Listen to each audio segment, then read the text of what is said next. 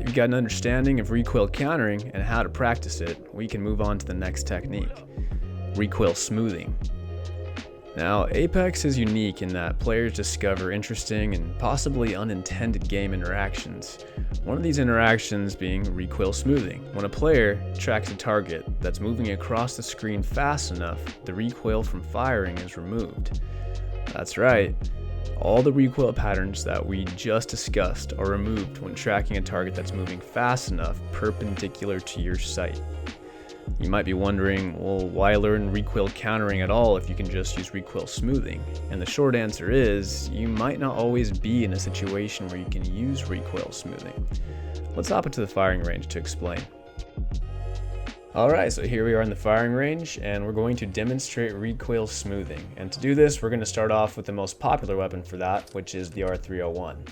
Now we're going to pretend that this target in front of us is a character moving across our screen, and we're going to track it without pulling down. I know in the last lesson we were trying to counter the recoil of a given gun by pulling down against its recoil pattern, but when recoil smoothing, you don't need to do this.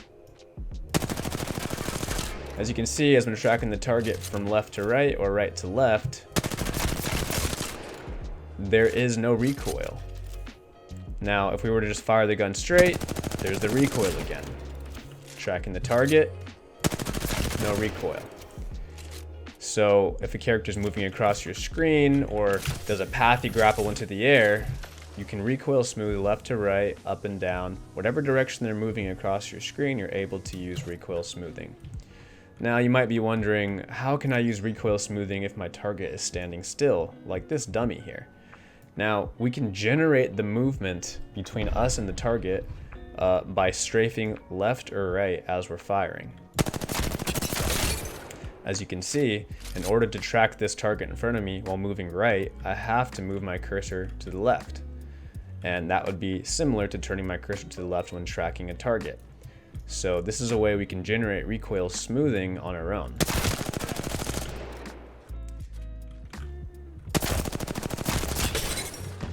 You can move left to right while recoil smoothing. You can move right to left while recoil smoothing. You can strafe back and forth.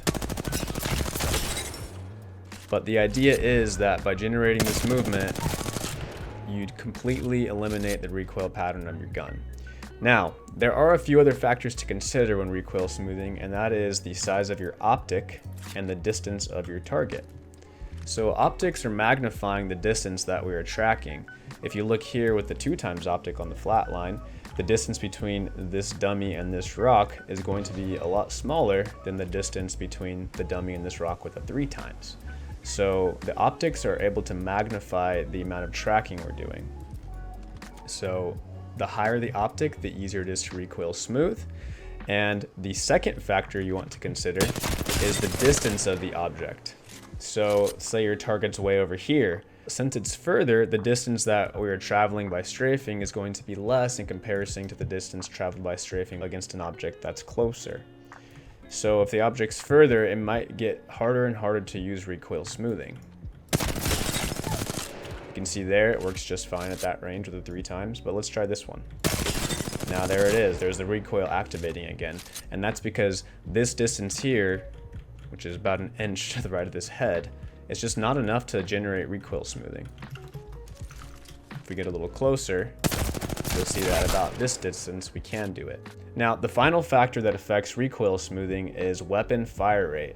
So if we switch out to a weapon that has a slower fire rate, the R301 being pretty fast and the Spitfire being rather slow, you can see that we don't have to move as much to generate recoil smoothing.